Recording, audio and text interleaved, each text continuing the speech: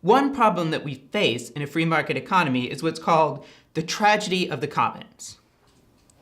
There are certain resources that are almost unavoidably shared. And the examples of these would be rivers, oceans, the air. All of these things are shared by everyone. And there's no way to parcel them out to vary people. Well, here's your cubic meters of air, and here's your cubic meters of air, and here's your cubic meters of air. It doesn't work that way. So there are certain resources that are almost inevitably common. The problem is this. Everyone has an incentive to avoid damaging these common resources. But there's lots of ways people can act that individually don't produce serious problems. Driving your car, or not having the best possible pollution controls on your car. Dumping a few little things in the stream. Overusing public land. Littering.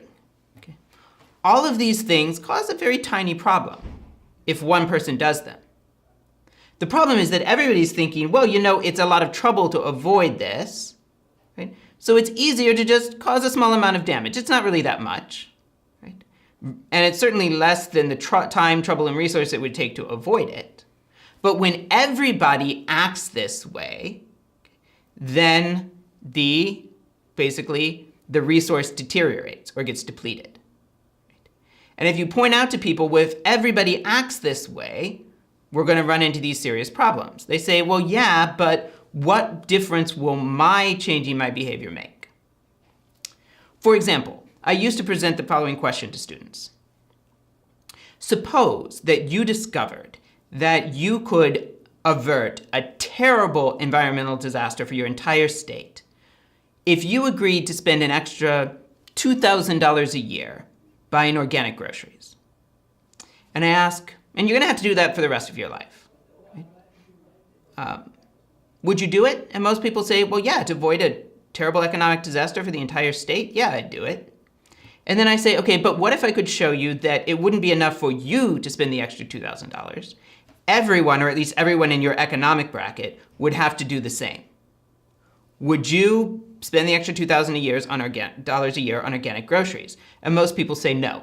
And I say, well, why not? What's the difference? And they say, because I don't trust that all the other people will do the same thing. That's closely related to the tragedy of the commons. Because we're dealing with common resources, everybody is basically going to say, well, my behaving responsibly won't make a big difference. What I'm doing isn't really doesn't really cause huge problems. But when millions of people take these actions that in themselves don't cause huge problems, we get massive problems. And the free market does, on its own, unregulated, doesn't seem to do a very good job of dealing with the problem of the tragedy of the commons. Partly because of issues of externalization and partly for other reasons. So that's one of the problems that we face economically, that the free market on its own, without regulation, doesn't seem to do a very good job of solving.